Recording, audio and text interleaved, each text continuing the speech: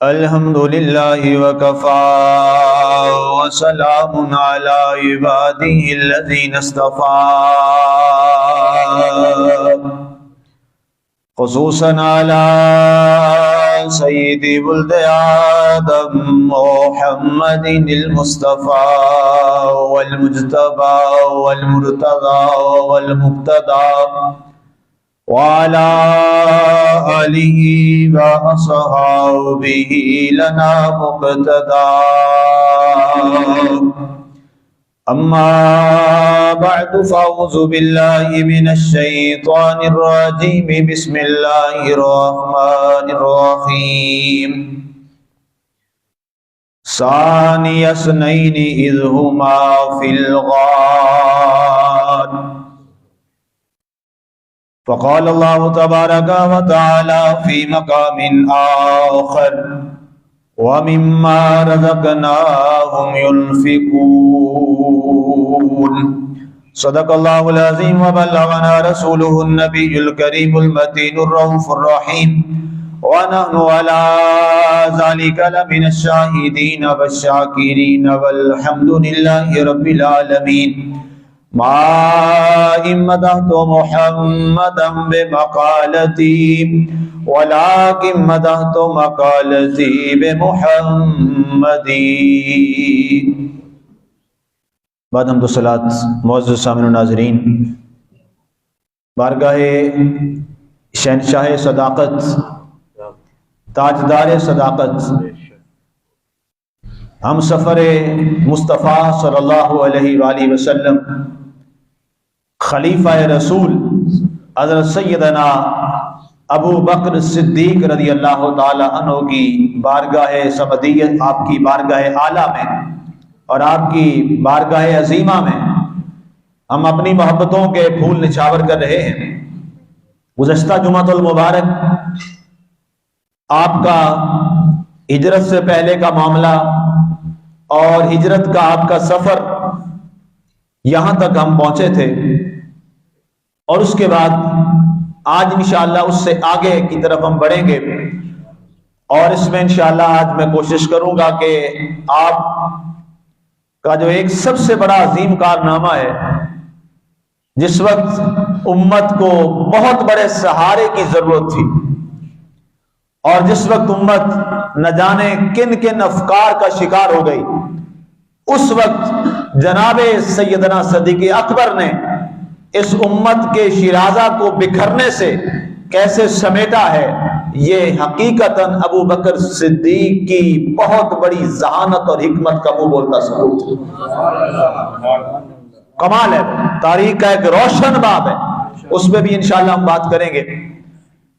آپ کا سفر جب مکمل ہوتا ہے مدینہ طیبہ میں، جناب سیدنا صدیق اکبر رضی اللہ تعالیٰ عنہ آقا کریم علیہ الصلوۃ والسلام کے دامن رحمت سے جڑے ہوئے،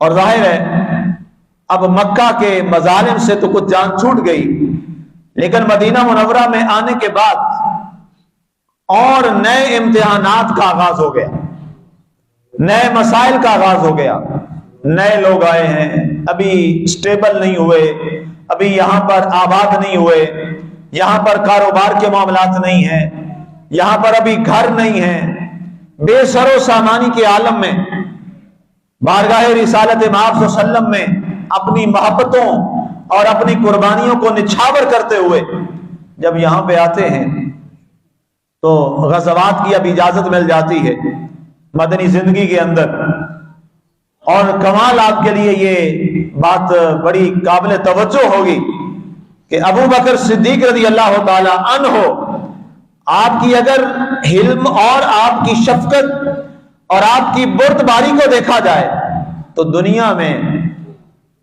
مثال نہیں ملتی کہ ابو بکر صدیق جیسا بردبار انسان شاید کوئی دنیا میں آیا، اتنے بردبار آدمی ہیں۔ لیکن جہاں عشق رسول کی بات آئی اور جہاں اسلام کے جھنڈے کی بات آئی اور علم اسلام کو بلند کرنے کی بات آئی تو آپ حیران ہوں گے کہ 19 غزوات میں ابو بکر صدیق نے جنگ لڑی، 19 غزوات، کوئی غزوہ نہیں چھوڑا، ہر غزوے میں صفحے اول میں نظر آتے ہیں جناب صدیق اکبر رضی اللہ تعالیٰ عنہ. اور میں بھی پڑھ رہا تھا کہ جب یہ معاملہ ہوا حدیبیہ والا تو وہاں پہ یہ سارے لوگ موجود تھے. تو عروہ بن مسعود نے کہا کہ جناب یہ لوگ آئے ہیں اور یہ چھوڑ کے چلے جائیں گے اور ان کا معاملہ یہ ہو جائے گا, یہ کب تک ٹھہریں گے؟ سب سے پہلے جو شخص آگے بڑھا اس کا نام ابو بکر صدیق رضی اللہ تعالیٰ عنہ ہے. آپ نے فرمایا اس کو چپ کر عروہ, تو کیا کہہ رہا ہے؟ ہمارے جان, ہمارا مال, ہماری اولاد, ہماری عزت, ہماری آبرو, حتی دماؤنا فہو علی رسول اللہ صلی اللہ علیہ وسلم, ہمارے سارے خون کیا, خون کا آخری قطرہ بھی آقا کے قدموں میں نچھاور ہو جائے گا. عروہ کی زبان بند کروا دی آپ نے, کہ تمہیں کیا معلوم. اور پھر وہاں منظر نامہ بڑا کمال کا ہے. اور جب یہ واپس گیا نا تو اس نے پوچھا قبیلے والوں نے, ہاں بتاؤ کیا بنے گا, ہم فاتح بن جائیں گے؟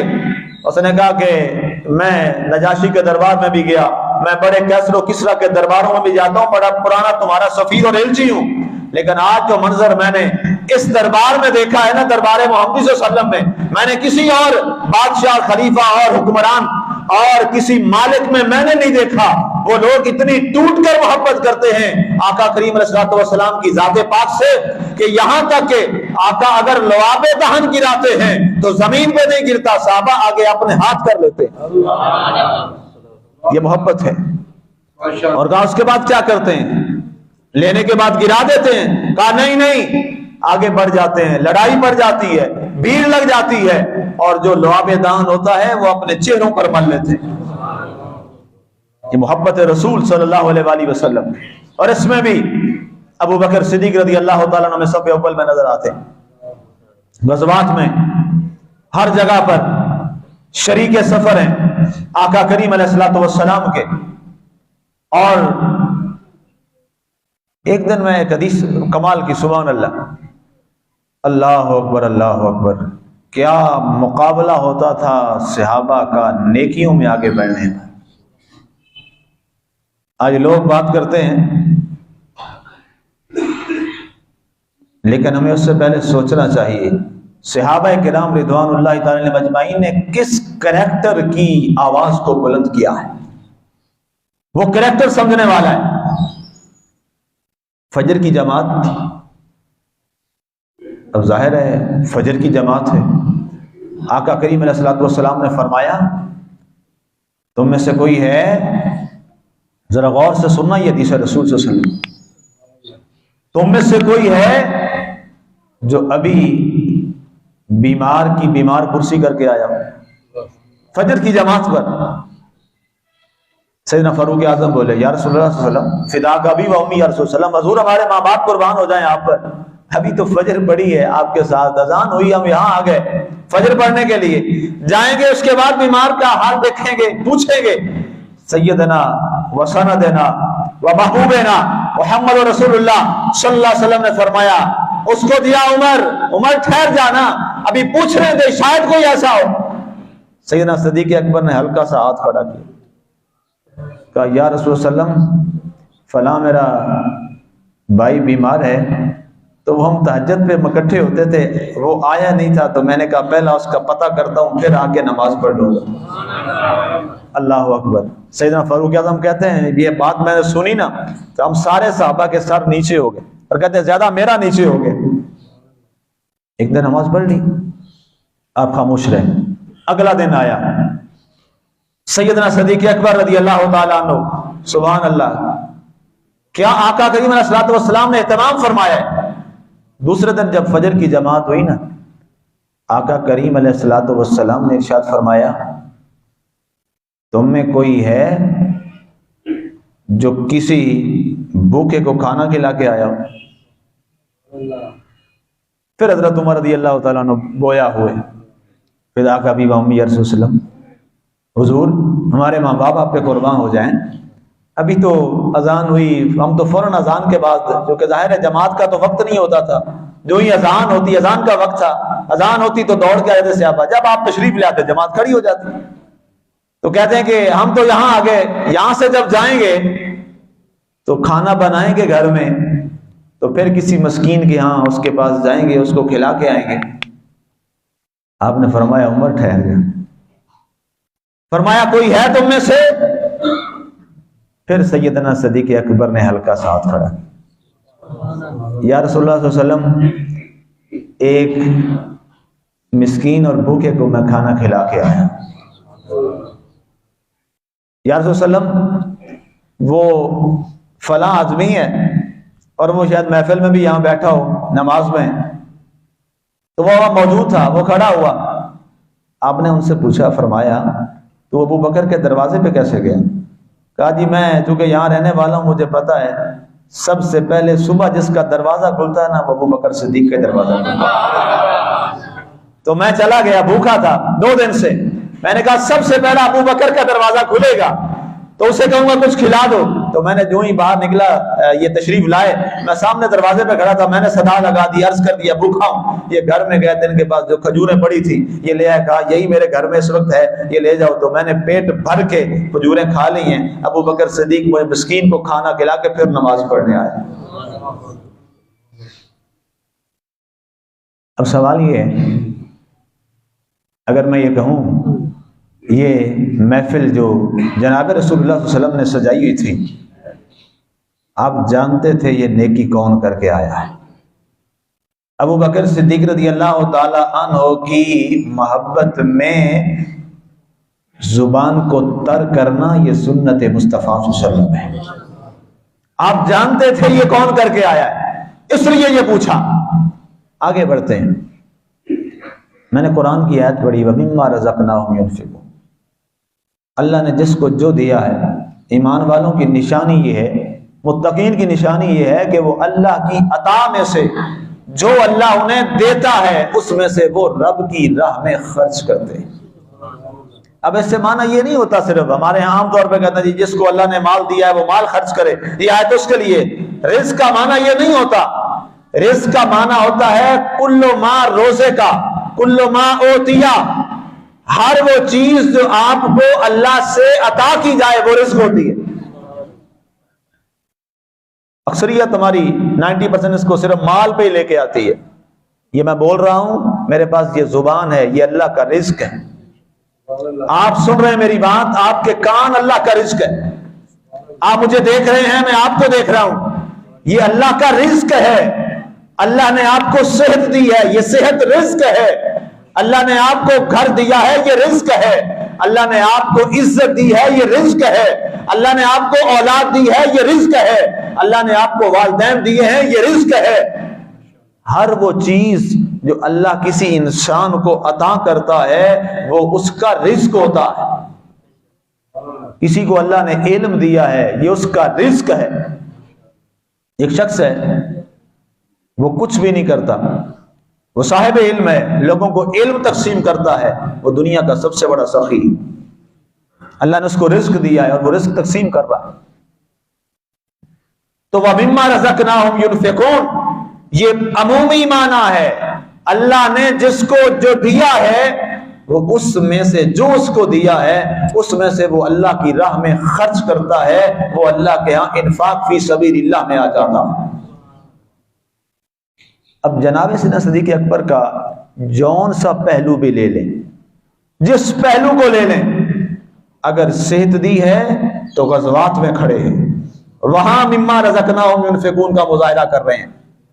اللہ تعالیٰ نے اگر دولت دی ہے تو غلاموں کو آزاد کروا کے چھڑا کے لے کے آ رہے ہیں، جن میں صہیب رومی جیسے لوگ ہیں، جن میں بلال حبشی جیسے لوگ ہیں.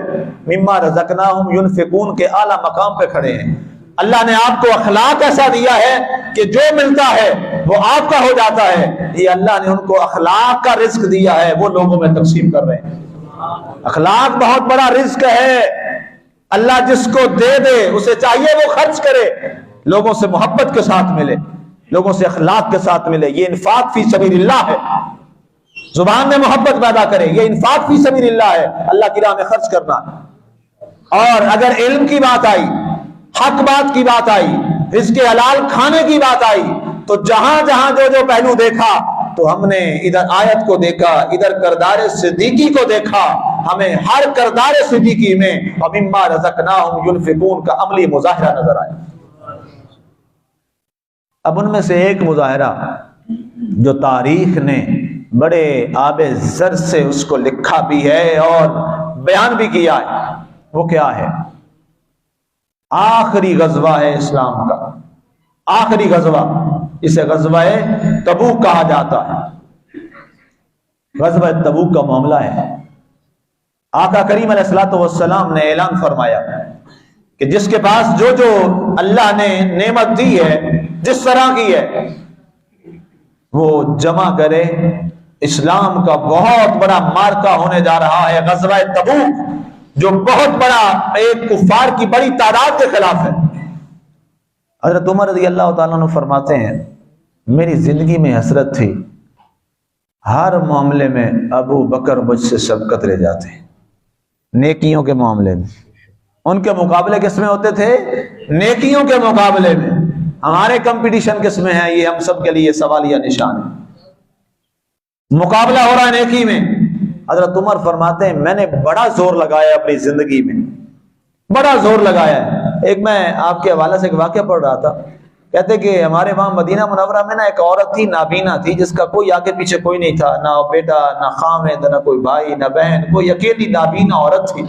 تو کہتے ہیں سیدنا فاروق اعظم فرماتے ہیں ایک دن میں وہاں سے گزر میرا ہوا، میں نے دیکھا کہ اس کا گھر بڑا صاف ستھرا ہے، بہترین صفائی ہوئی ہے جناب، اور پانی بھرا ہوا ہے، اور وہ خاتون بڑے صاف انداز میں وہاں موجود ہے، اور میں نے دیکھا ہے نابینا۔ میں حیران ہوا، نہ اس کا کوئی آگے نہ پیچھے، یا نہ کوئی اور بندہ موجود ہے، یہ اس کے گھر کی صفائی کون کرتا ہے، اس کا پانی کون بھرتا ہے، یہ سارا گھر کا نظام اتنا خوبصورت یہاں لگتا ہے، کئی نوکر رہتے ہیں جو اس کو سجاتے ہیں۔ کہتے ہیں میں نے کہا دیکھوں تو صحیح یہ شخص کون ہے جو اس بڑھیا نابینا بڑھیا کے گھر کو اس نے ایسے گلشن بنا رکھا ہے۔ کہتے میں بیٹھا رہا، رات گزاری، کوئی نہیں آیا، شام ہوئی کوئی نہیں آیا۔ کہتے میں نے وقت بدلا، میں نے کہا اس طرح کرتا ہوں کہ صبح سحری کے وقت جاتا ہوں، شاید کوئی اس وقت آتا ہو۔ تو کہتے میں سحری کے وقت اپنی تہجد کی نماز ادا کی، اور ابھی اذان نہیں آئی تھی تو فوراً میں وہاں اس بڑھیا کے گھر چلا گیا، وہاں ایک سائڈ پہ میں ہاتھ لگا کے بیٹھ گیا کہ دیکھوں یہ معاملہ کیا ہے۔ کہتے ایک نقاب پوش آدمی آیا اور آ کے اس نے سب سے پہلے جھاڑو اٹھایا اور اس بڑھیا کے گھر میں جھاڑو لگانا شروع کیا۔ کہتے میں دیکھتا رہا، فاروق اعظم فرماتے میں دیکھتا رہا، گیس کیا کون ہے، پورا نقاب کہتے ہیں لپیٹا ہوا اپنے آپ کو۔ کہتے میں نے بڑا سوچا، چال ڈھال معاملات دیکھے سمجھ نہیں آ رہے۔ کہتے پھر اس کے بعد انہوں نے کیا کیا، پانی لے کے آئے، بڑی بی کو وضو کروایا، رفع حاجت کے لیے ایک جگہ بنائی تھی پردے میں، وہاں پانی رکھا تھا، بی بی آئے وہاں آپ جائیں تو میں یہاں تب تک باقی گھر کا کام کر لیتا ہوں۔ واپس آئی، وضو کروانے کے بعد جو وہ کھجور کا ایک مسلح سا کہتے ہیں بنائے وہ چٹائی تھی وہ بچھا دی، ان کو وہاں بٹھایا، سارے کام شام، ان کے لیے کچھ تھوڑی سی کھجوریں گھر سے لے آئے، کچھ ستو لے کے آئے، وہ بنا کر دیے۔ کہا بڑی بھی اب وقت ہو گیا ہے، میں نے فجر پڑھنی ہے مسجد نبی شریف کے اندر، میں نے وہاں پہنچنا ہے، اب میرے لیے دعا فرمائیے۔ کہتے یہ کر کے نا جب واپس نکلنے لگے نا تو میں آگے دوڑا، میں نے کہا آج دیکھتے ہیں یہ شخص کون ہے۔ کہتے جب میں آگے بڑھا میں نے روکا تو کہتے ہیں وہ شخص کبھی راستہ ادھر بدلتا ہے، کبھی ادھر بدلتا ہے، کبھی ادھر بدلتا ہے۔ تو میں نے کہا نہیں، آج تم عمر کے ہاتھ سے نہیں بچ سکتے۔ میں آگے چپٹا لپٹا اور اپنی بغل میں ایسے قابو کر لیا، اس نے بڑی زور لگایا چھڑانے کی۔ کہتے میں فاروق اعظم ظاہر قامت تھی، میں نے پکڑ لیا اور میں نے زور سے اس کا وہ نقاب جو تھا وہ اتارا، تو کیا دیکھتا ہوں آگے ابو بکر صدیق رضی اللہ تعالیٰ جھاڑو لگائے ہیں میرے ابو بکر صدیق رضی اللہ تعالیٰ۔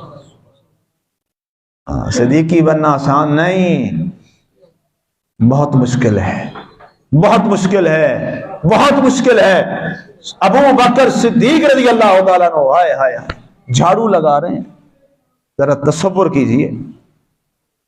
فاروق اعظم کہتے ہیں میں زاروں قطار رونے لگا، میری آنکھوں سے اتھرو جاری ہو گئے، اور کہتے ہیں میری زبان پہ ایک سخت سی طاری ہو گئی، میں کچھ بول نہیں پایا، میرے الفاظ جواب دے گئے، میرا سب کچھ جواب دے گیا، چپ تھا۔ کہتے ہیں میں نے ابو بکر صدیق کو تھاما اور ابو بکر صدیق کا ہاتھ تھا اور میں اپنے لبوں سے چوم رہا تھا، جن ہاتھوں سے ابو بکر صدیق نے جھاڑو لگائے تھے کبھی ان کی تلیوں کو میں بوسے دے رہا تھا اور کہتے ہیں میں کچھ بول رہا نہیں رہا، تو کہتے ہیں مجھے چھوڑو ابو عمر، چھوڑو، یہ کیا کر رہے، چھوڑ دو مجھے، میں تو بڑا گناہگار ہوں، میں تو بڑا گناہگار ہوں۔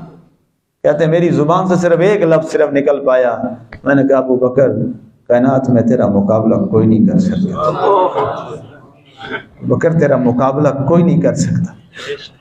کہتے ہیں مجھے ایک جستجو تھی کہ کبھی تو کوئی موقع ملے، کبھی تو کوئی ایسی بات آئے کہ ابو بکر صدیق رضی اللہ تعالیٰ عنہ کے مقابلے میں آ جاؤں۔ کہتے ہیں آخری وقت تھا، تبوک والا معاملہ تھا، میں نے سوچا عمر آج آخری کوشش بھی کر کے دیکھتے ہیں، آج آخری کوشش کر کے بھی دیکھتے ہیں، آج ابو بکر کا مقابلہ کرتے ہیں۔ میں گھر میں گیا، گھر والوں سے، بچوں سے، سب سے کہا اپنے گھر میں جو جو سامان رکھا ہے نا سارے کو ہاف آف کر لو، آج عمر کا مقابلہ کوئی نہیں کرے گا، اتنا سامان کوئی بھی لے کے نہیں آئے گا۔ سارے سامان کو آدھا آدھا کیا فاروق اعظم نے اور اٹھایا اور بارگاہ مصطفیٰ صلی اللہ علیہ وسلم میں آپ کے قدموں پہ نچھاور کر دیا۔ آقا صلی اللہ علیہ وسلم نے پوچھا عمر کیا لائے ہو؟ کہا آقا گھر میں جو کچھ بھی تھا لباس تک اس کو آدھا آدھا کیا ہے اور آدھا آپ کی بارگاہ میں قربان کر دیا ہے، اس لیے کہ آج پہلا نمبر عمر کا ہو جائے گا۔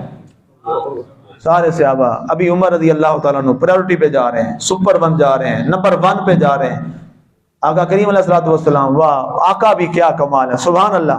ابھی دیکھ رہے ہیں، کبھی ادھر دیکھتے ہیں کبھی ادھر دیکھتے ہیں، سارے آ گئے ہیں۔ کسی نے پوچھا آقا بے چینی کی وجہ کیا ہے؟ فرمایا میرا ابو بکر ابھی نہیں آیا، میرا ابو بکر ابھی نہیں آیا۔ کہا جی آ جاتا ہے، پیغام تو پہنچ گیا تھا۔ اتنے میں کیا ہوا، روایات لوگوں نے بعض نے کہا ایسی، لیکن حقائق حقائق ہی ہوتے ہیں۔ ایک شخص آتا ہے جو کبھی بڑا اچھا لباس پہنتا تھا، آج اس نے بوریا کا لباس زیب تن کر رکھا ہے اور اس میں عجیب قسم کے کانٹے لگا رکھے ہیں اور سامان سارا اٹھایا ہوا ہے، اپنی اولاد بھی پیچھے ہے، انہوں نے بھی سامان اٹھایا ہوا ہے۔ اور آقا کریم علیہ الصلوۃ والسلام فرماتے ہیں جب آپ پہنچتے ہیں، فاروق اعظم ظاہر آگے بیٹھے ہیں، فرمایا عمر جی یا رسول اللہ علیہ وسلم، فرمایا میرا ابو بکر آ گیا۔ سامان رکھا سارا، سب حیران دیکھتے ہیں، آج لباس کوئی نہیں ہے، آج بوریا پہن رکھا ہے ابو بکر صدیق رضی اللہ تعالیٰ عنہ۔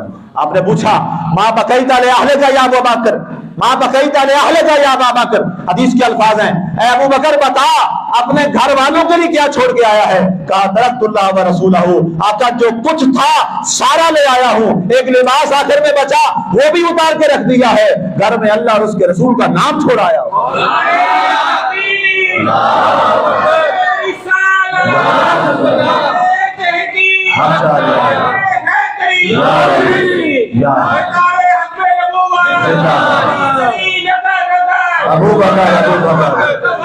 ابو بکر علی مرتبہ سامعین، اب یہ بات ہونی تھی، پورے مجمع پہ رکت طاری ہو گئی، فاروق اعظم رو رو کے عرض کرنے لگے اے ابو بکر، مخاطب کر لیا ابو بکر صدیق رضی اللہ تعالیٰ عنہ کی بارگاہ میں، اور جناب فاروق اعظم فرماتے ہیں اس دن پتہ نہیں کیا ہوا، میں بڑا کبھی ہیکل مضبوط تھا عرب کے اندر، اس دن میرے جذبات کمزور پڑ گئے اور میں بار بار کہہ رہا تھا ابو بکر تیرا مقابلہ نہیں ہے، ابو بکر تیرا مقابلہ نہیں ہے، ابو بکر تیرا مقابلہ نہیں مقابلہ تیرا۔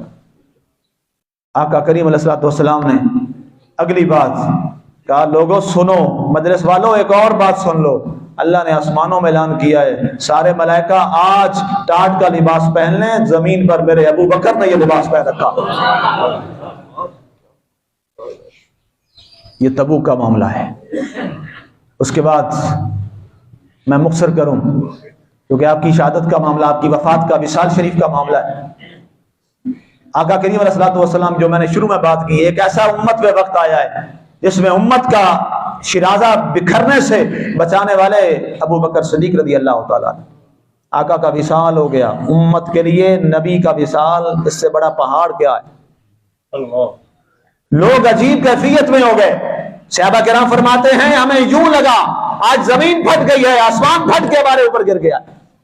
آقا کا وصال ہو گیا، کہتے ہیں پہلے تو کسی نے کہا ہم مانتے ہی نہیں ہیں، تو سب سے پہلے فاروق اعظم رضی اللہ تعالیٰ نے تلوار نکالی، فرمایا جس نے کہا محمد فوت ہو گئے ہیں میں اس کا سر اڑا کے رکھ دوں گا۔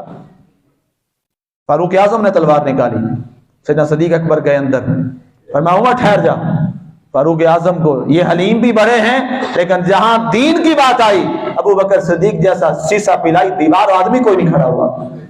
فاروق اعظم کو کسی کو جرت نہیں ہوئی، فرمایا فاروق چپ کر جا، تلوار نیچے کر دے۔ اندر گئے حجرہ شریف میں، ظاہر ہے آپ کی تو بیٹی تھی ام المومنین، باقی تو ظاہر پردہ تھا، کوئی نہیں جا سکتا تھا، اندر گئے، آقا کا چہرہ انور کو دیکھا، روح مصطفیٰ کو دیکھا، تاریخ میں لکھا ہے آپ نے آقا کے یہاں بوسا دیا پیشانی مبارک پہ۔ ابو بکر تیرے ان لبوں کو بھی سلام کرتے ہیں، ہماری عزتیں قربان تیرے ان لبے کافوری پہ جنہوں نے بوسا دیا تھا وجہ مصطفیٰ صلی اللہ علیہ وسلم کو۔